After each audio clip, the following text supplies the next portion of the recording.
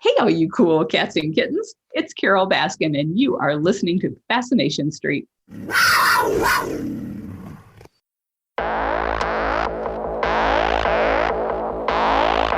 I believe that everybody has a story, and I'm fascinated to hear them. So come with me as we take a walk down Fascination Street. Welcome back, Streetwalkers. This episode is with Maria DiLorenzo. Maria is a journalist who focuses on the criminal justice system, specifically in the state of New York. Maria writes articles for thecrimерeport.org. She also recently founded the website beyondthecrime.com, which features first-hand stories and interviews from people who are incarcerated for murder. So this website tells their story, whether it's their experience in prison or their version of the crime.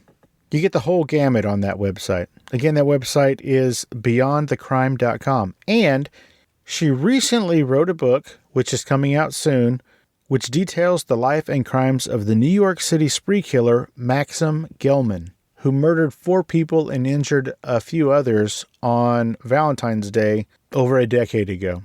She wrote this book in cooperation with Maxim Gilman through interviews face-to-face and correspondence through the mail. This is a very hands-on Maxim Gilman story, an authorized biography, if you will. It was a very fascinating conversation. Maria knows a lot about the New York criminal justice system and has some opinions about how it's defined and what we can expect out of a system based on those definitions. Everybody go check out her work on thecrimерeport.org. Go check out her website, beyondthecrime.com, and make sure you keep an eye out for her new book coming soon about Maxim Gilman. This is my conversation with true crime journalist and author Maria DiLorenzo. Yeah, talk to me, yeah.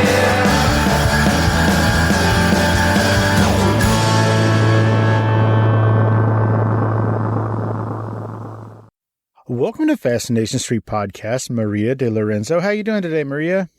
I'm doing very well. How are you? I cannot complain. So, Maria, what I like to do is I like to find out where people came from, kind of how they got from where they were to where they are. So, take it away, Maria. Where were you born and raised? Where'd you grow up? So I was born and raised in Brooklyn, New York, and currently I live in Staten Island. Wow. So that's super confusing because don't all the boroughs hate each other? Yeah, they do. Yeah, there's definitely some hatred amongst all the different boroughs in New York. Sure. Especially Staten Island. Staten Island is considered to be, I think, probably the most hated of all the boroughs. Yeah, the only thing New Yorkers hate worse than somebody from a different borough is anybody from New Jersey. Absolutely. So that's usually how it goes over here. So why did you move? Mostly for work-related stuff. I had to be closer to my job, which is actually, ironically, in New Jersey. I'm also a teacher in addition to a writer, so I also teach in New Jersey. Staten Island puts me a little bit closer. Gross. Where in New Jersey? Holmesdale. I don't know what that means, and it doesn't matter because I'm in Texas. Yeah. But I will say that whenever my wife and I go visit New York, we stay in Rahway, New Jersey, because it's way more affordable and just a train ride away from the Big Apple. Yeah, that's actually really smart. And it's close to the airport, too, depending where you're flying in. Yeah, it's really close to Newark. Mm-hmm. And I think it's where we stay is the hotel we stay at is I think it's exactly 1 mile from the Rahway train station. And then it's just 6 stops or something to Madison Square Garden. So it's really cool. I highly recommend it. And also they have the best pizza I've ever had there. Oh, well, have you tried Brooklyn pizza? Of course. Don't be racist. Yes, I've tried Brooklyn pizza. And you think the pizza over there is better than Brooklyn? Yeah. I think that the pizza specifically at Nancy's Townhouse in Rahway, New Jersey, across the street from the train station, yes, that's the best pizza I've ever had. Really? Okay. I haven't tried it, but coming from Brooklyn, pizza is sort of, that's our thing. It's what we're known for. So I don't know. I'd have to try it before I take your word. Is Ray's in Brooklyn? Ray's is in Manhattan. Ooh, sorry. I didn't mean to say bad words. Yeah, famous phrases. I'm pretty sure they don't have a Brooklyn location. I'm pretty sure that's a Manhattan thing. But Brooklyn, we have L&B, which everybody knows, Stimoni Gardens, right? And then my favorite is Originals. Really? I'm also partial because I grew up there, so Sure. So do you get a cheese pie or what do you get? Yeah, cheese pie, just regular plain slice from Brooklyn. I feel like you really can't beat that. Interesting. All right. Well, it's on. You hear that, Brooklyn? Rahway, New Jersey's coming for you. Yeah, I don't know about that. Maria, what did you want to be when you grew up? I've been writing since for as long as I can remember, which is probably putting me in elementary school. I'm thinking I used to write little stories and poems. Yeah, I've always been writing, and I also wanted to pursue music at some point. I played in bands growing up. I also play bass and guitar, so I did that for a little while through high school and even college, but writing was always my main thing that I'd done, and is what I went to school for. So I ended up majoring in creative writing in college, and then I went on to pursue my MFA degree. And that's also in creative writing. So, yeah, I've always wanted to write ever since I was a young kid. So your degree is in creative writing? Yes. That is a little confusing because the stuff that I have read, is it creative? Well, I mean, you have to have some sort of creativity, I guess. But mostly if you're referring to the articles that I've written, I mean, I guess that would be considered journalism. No, I read your book. I read your book already. It's not published yet. I wish you did. I wish that were possible. Me too. It's coming. Well, since we're talking about it, let's talk first about a couple of the articles that I've read. So you wrote a few articles for thecrimereport.org. First of all, what is that? The Crime Report, it's a publication. They're based in New York, and they cover mostly criminal justice-related topics. Anything from like prison reform to different laws, that anything really just pertaining to mostly criminal justice, I would say. And what made you decide to write articles for them? Why criminal justice? Why crime? Well, when I began writing my book, that took me on a journey into these prisons where I would conduct a lot of my interviews, and it began to overlap. So writing true crime is one thing, and then through that, all of these topics pertaining to prison reform started to come up. I began to become really interested and invested in things like solitary confinement and life sentences and, just whether these things are fair and, should they even exist in our criminal justice system. And, I began to look at just our overall prison system very differently. And I began to research these topics and explore these different topics. So it's something that I've become really passionate about and writing about. So I started to write for the Crime Report because that kind of gives me an outlet to explore all of these different topics, basically.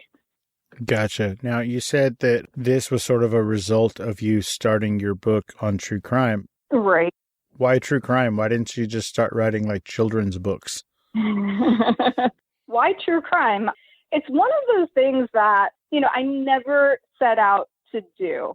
Like, I never woke up and said, oh, I want to be a true crime writer. Or, I feel like, I don't know if anyone really says that. I know I certainly didn't. For me, it just so happened that this story about Maxim Gilman, which is what my book is about, my book focuses on his life and crimes. This story happened in New York in 2011, and I had just finished grad school. It was maybe a couple of weeks since I graduated, and this story happened, and I could not get it out of my head. It was something that I had a lot of questions about, and it's just something that I was constantly thinking about, like, why would someone go and kill 4 people, injure 5 others in, middle of New York City, broad daylight? It was something that I just couldn't get out of my head. So over the course of several months, a friend of mine actually suggested, he was like, well, why don't you see if you can, go get some answers, and why don't you write to Gilman and maybe you could write his story, or, so I didn't really intend on, I wasn't sure if this was going to be a book or just something like maybe like a shorter piece, but it ended up being a book in the long run. So how long is this book? How many pages? Like 9? I wish, right? Well, it took me about 8 years. Really? Yeah, it took me about 8 years to complete all 9 pages. Imagine that. Wow, you write slow. I know. It's like a word a year. Yeah, right. A word a year. A word a year. So about how many pages? 213 pages. Okay. So in this 213-page book, were you able to speak with Maxim Gilman? Yes, I spoke with him quite frequently over, the last few years. And so you have his permission to write this book, I guess? Right. So this is the authorized biography? I guess, yeah. If you want to get technical, yeah. Now, a lot of people would say, I don't want to talk to that guy, F him, he's a terrible person. What made you reach out and were you scared? Well, I reached out because I really just had so many questions. When I was reading the newspaper and, they sensationalized everything. And it just so happened his crime fell on Valentine's Day weekend that year. So they sensationalized it and, they were calling him the Valentine's Day slasher, something crazy like that. But I just felt there were a lot of holes in the story and a lot of things just didn't really make sense. And I just, I ended up having so many questions that I wanted to reach out to him and kind of get the story straight, I guess. Was I afraid to speak to him at first? Yeah, I think that's a pretty normal reaction considering, before this, I never visited a prison or a jail, so it really took me out of my comfort zone, I guess you could say, just being in that environment. So this was face-to-face?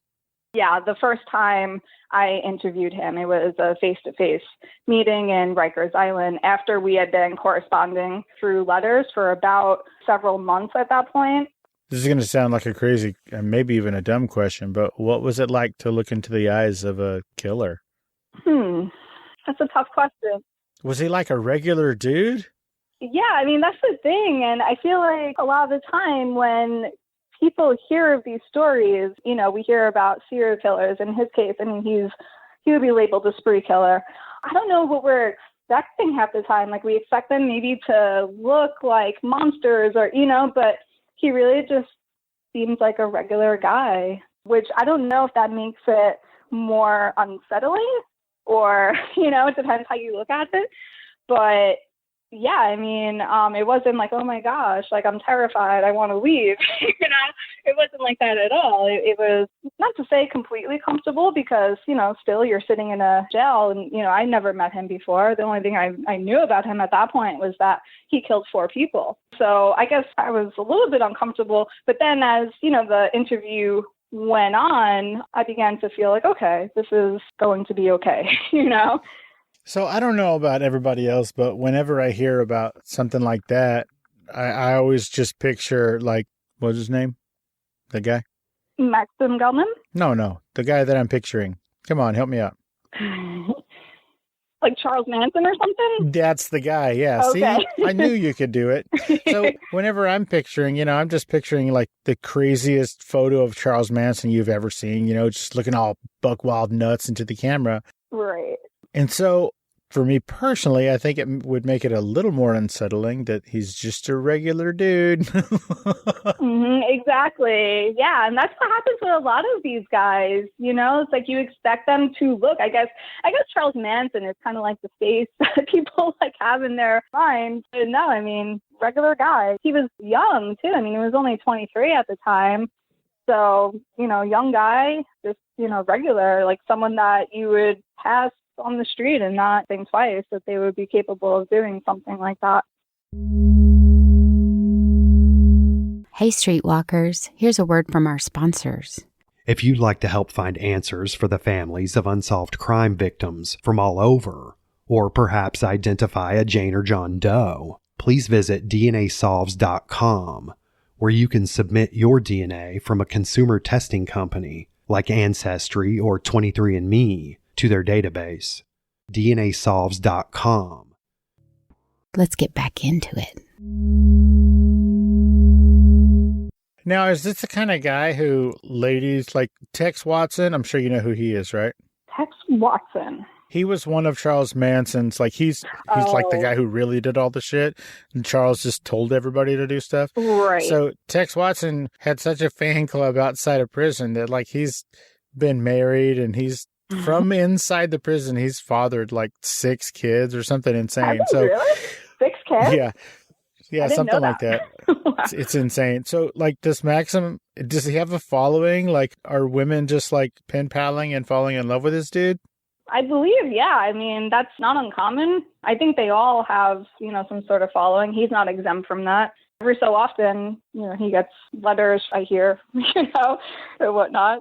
Do you think it's because he's safe? And by safe, I mean, you can have a relationship with this guy and, you'll never have to pick his socks up off the floor or listen to him complain about what a shitty day he had. I guess that's like a plus to it. I really, I can't say, I don't know what's going through these women's heads. Like when they, they see him or anyone else on TV and then, they say, oh, I want to like date this person. I just can't really understand that 100%. I would imagine maybe like it is what you're saying. Maybe they do feel safe to some degree. And I don't know. Guess he really can't cheat. I don't know. It's hard to be a bad boyfriend if he's never around, I guess. Yeah. But let's talk about some other things. What did your parents say when you said, oh, hey, Mom, Dad, guess what? I'm going to go hang out with a spree killer. Yeah, telling my family like what I wanted to do, that I'm gonna go and like pursue this story. Basically, they were just like, "You're gonna do what?" They weren't thrilled about it. Now even now I that I've been kind of branching out and I'm talking to a ton of people now, and I've been interviewing way more people who are incarcerated. It's still something that they get worried, I guess you could say. Sure. So before we move on to the other incarcerated folks that you've interviewed, let's just keep talking about Maxim for a little bit longer. Sure. How long did he get? Well, I'm assuming he was convicted. Yeah, he was convicted. So he got 225 years. What do you think about that? Or do you tell us in the book what you think about that? Are you asking, do I think his sentence is fair? Was it justice? That is what I'm asking. Okay. Yeah, I mean, he killed 4 people. He injured 5 others. However, I don't know if you read this article that I've written in the crime report about the New York elder parole bill, but New York is proposing a bill in the Senate that will potentially give people who have life sentences the chance to see a parole board at some point, as long as they served, I believe it's 15 years of their sentence. So that would make him eligible, and they have to be 55 years old. So if you're 55 and you've served 15 years of your sentence, if this law is passed, then people who have life sentences, and if they're in that position, they will be able to see a parole board. Because basically what's happening in the prison systems, there's overcrowding. A lot of inmates are older, and it's just, this aging population in prisons, basically, and it's just getting out of hand in America. So that's one of the things that they would like to do, to take, a step to, I guess, decrease the overcrowding and also give people an opportunity for a second chance. So I think there's pros and cons to that. I could see both sides to it. So that's kind of where I stand on that whole issue. Part of me sees it as, okay, we have to think about what our prison systems are really accomplishing. Are they just punishing, or are they rehabilitating people? And if they're rehabilitating people, then why shouldn't these people have an opportunity to go and, have a second chance at life? Mm-hmm. So it can go either way. But then the other side of the coin, I could definitely understand why, it would make people unsettled and even, angry to release people someone like Max, who killed 4 people. So I could definitely see, both sides of it. But a life sentence, I mean, I think it comes down to how you perceive the criminal justice system. And, if people are fully rehabilitated, and with that, I mean, they would have to be given the proper tools and resources to change ultimately. to change their behavior. And I don't think this is true for all cases. I do think it's circumstantial. And I do think there are some people that it would be impossible for them to reenter society and, not harm people. I do think there are cases like that, but I don't think that's true for everybody, so I think it's entirely circumstantial. And I think with the right resources, people can change for the better and go and, live a productive life. Whether that's true for Max, I really can't say, Sure. And that bill is it in the legislature right now? Yeah. So I know they've been, fighting to get it passed.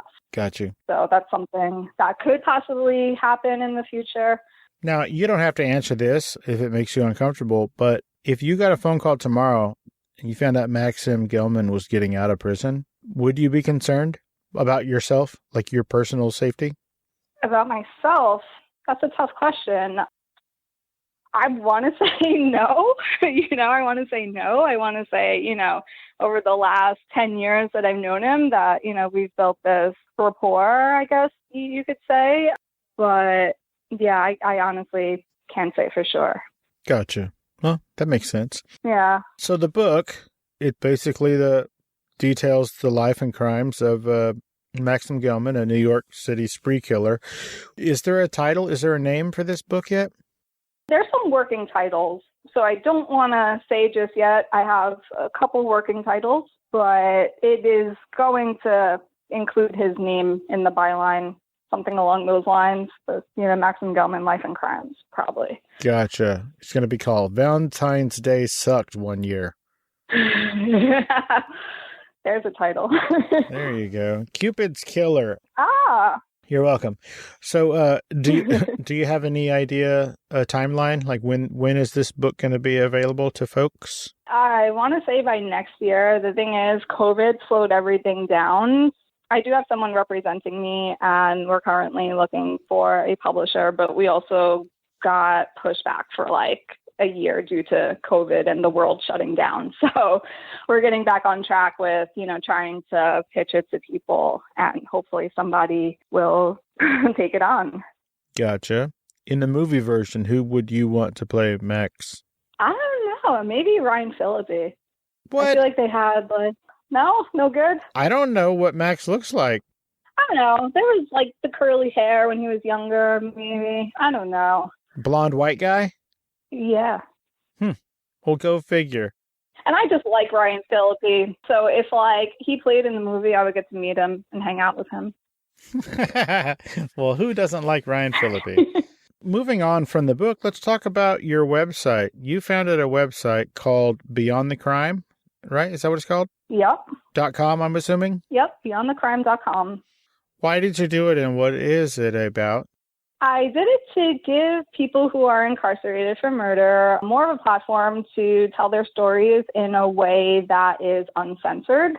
Specifically murder? Yeah, specifically murder. So why isn't it called Beyond Murder? I don't know. That might have been taken, actually. Coming up with the website. So, forgive me, I'm wholly unfamiliar with what it's like on the inside, except for what I've seen in TV and movies.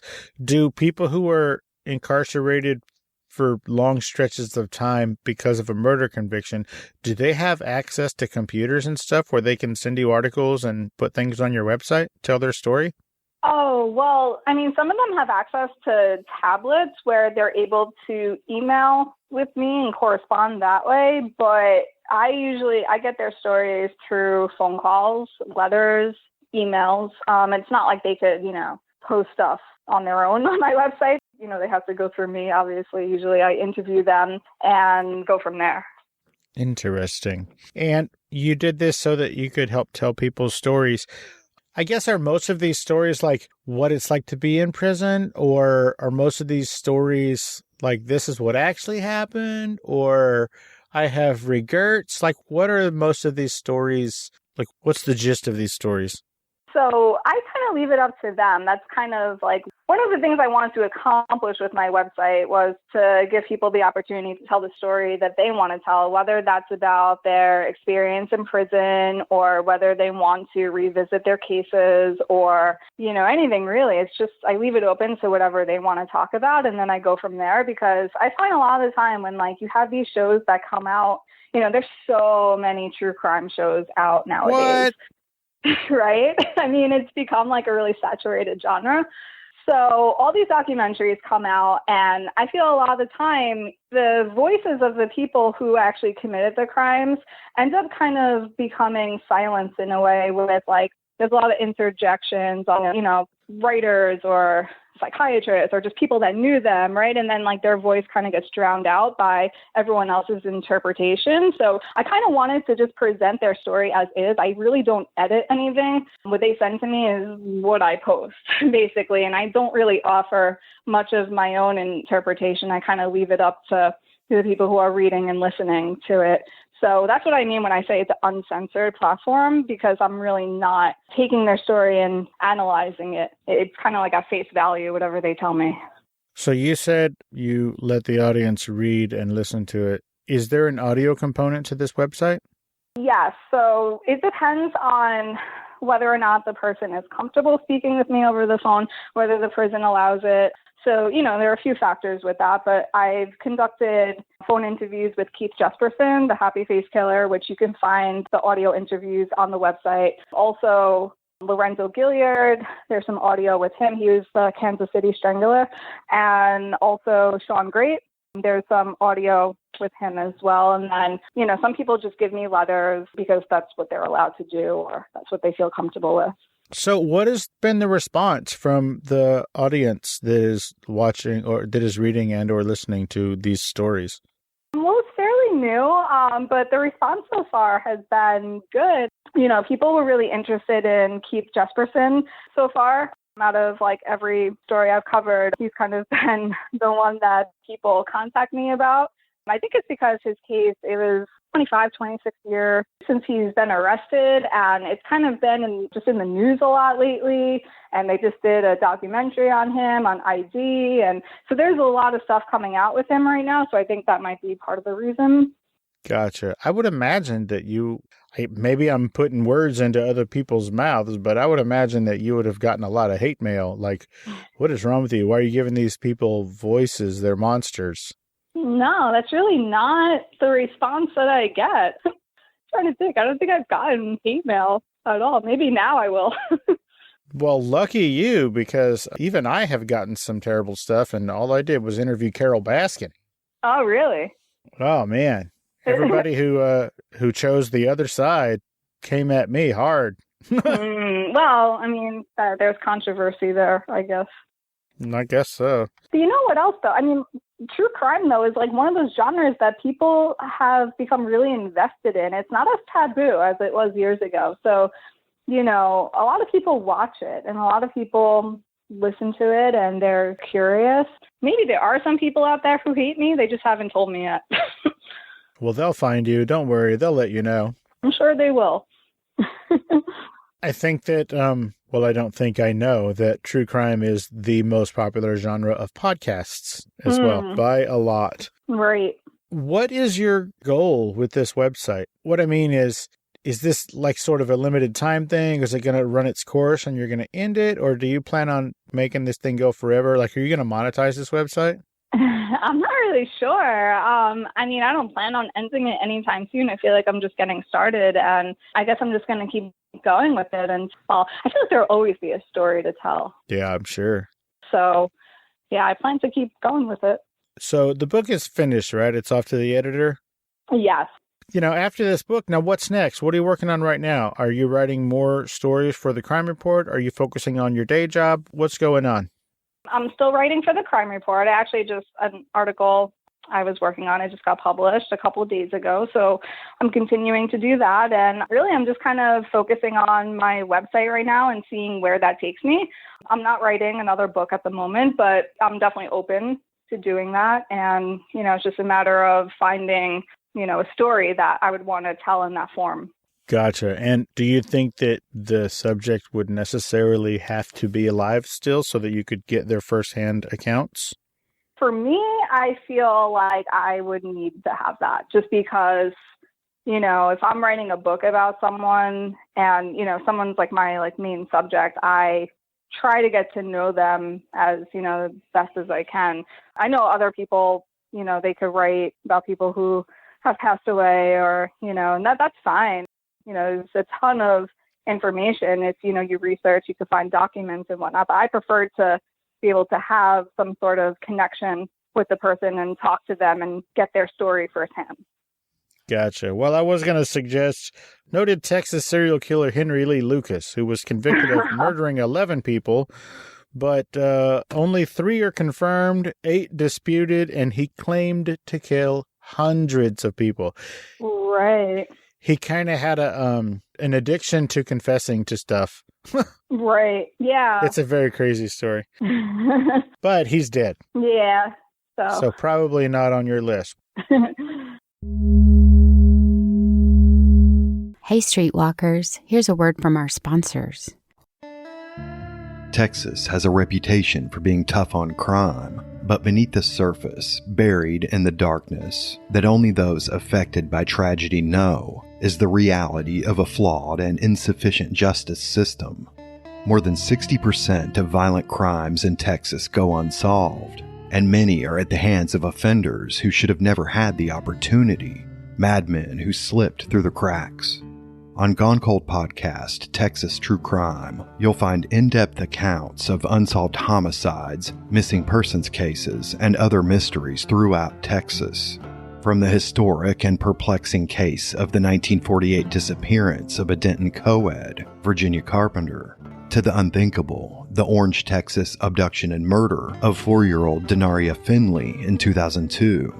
You can find and subscribe to Gone Cold, Texas True Crime, wherever you listen to podcasts.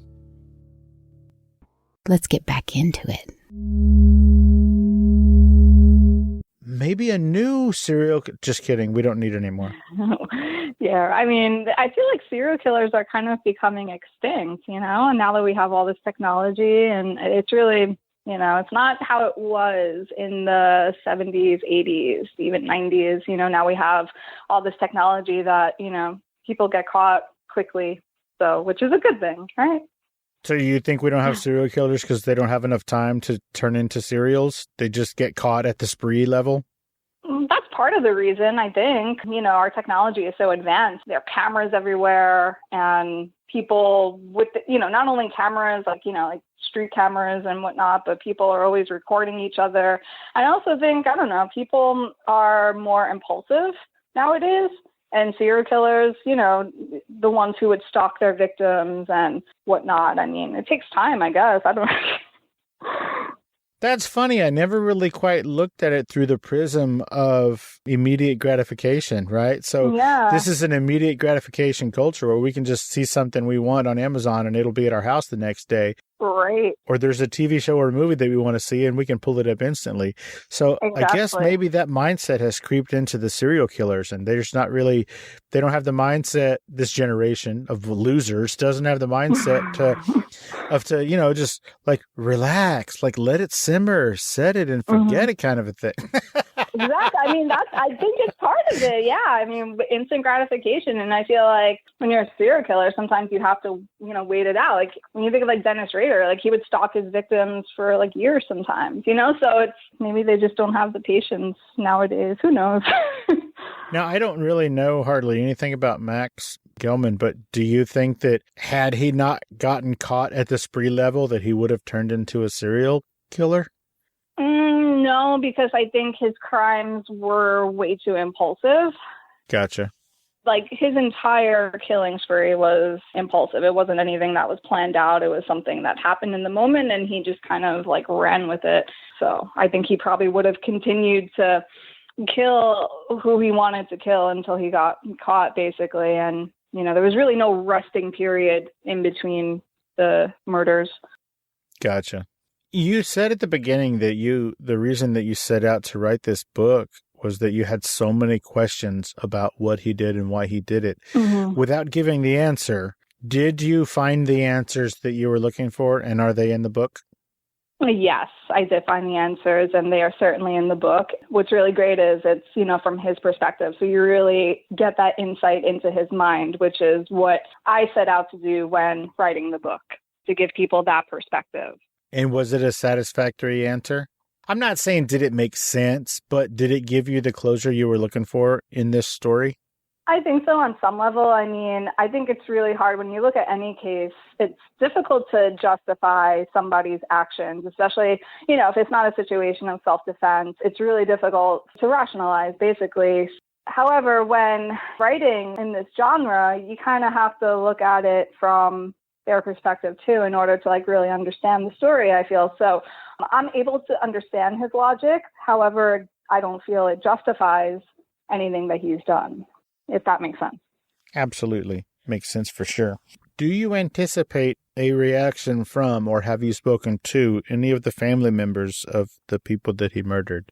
Yeah, so I've spoken to some people in his family, because one of his victims happens to be his stepfather. So, I did talk to some of people who are his relatives, Max's relatives, and I spoke to not family members of the Bolchenkos, but I did talk to several of their friends and people who were really close to them.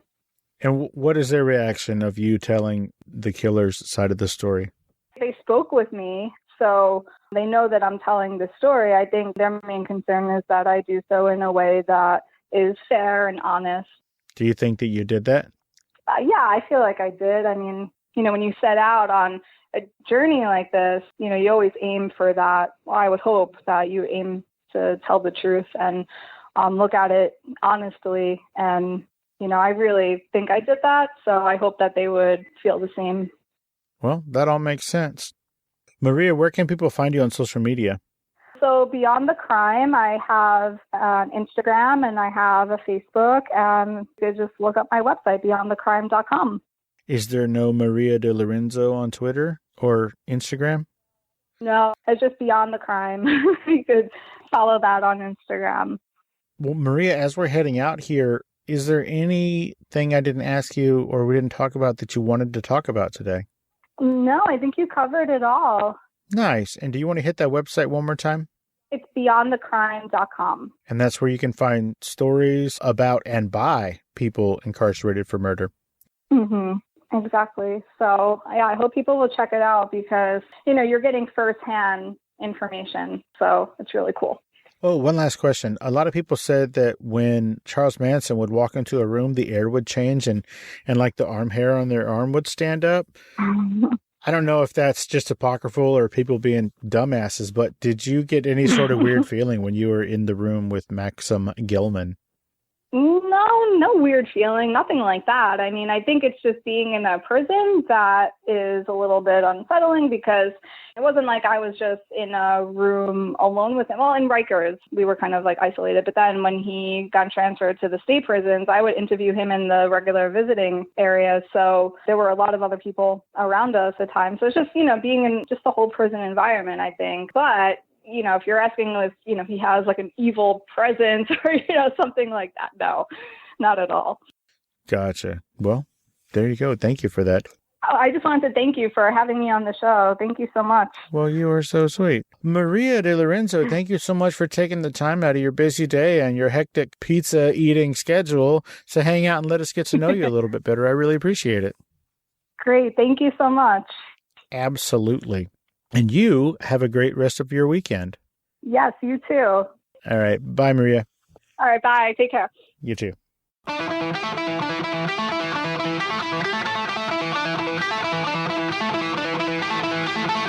Opening music is the song Magnolia from the 2001 album Intransigence, used with permission from Douglas Miles Clark. Closing music is from the song Say My Name off the 2021 album Underdog Anthems, used with permission from Jack's Hollow. If you like the show, tell a friend. Subscribe and rate and review the show on iTunes and wherever else you download podcasts. Don't forget to subscribe to my YouTube channel All the episodes are available there as well. Check me out on Vero at Fascination Street Pod and TikTok at Fascination Street Pod. And again, thanks for listening.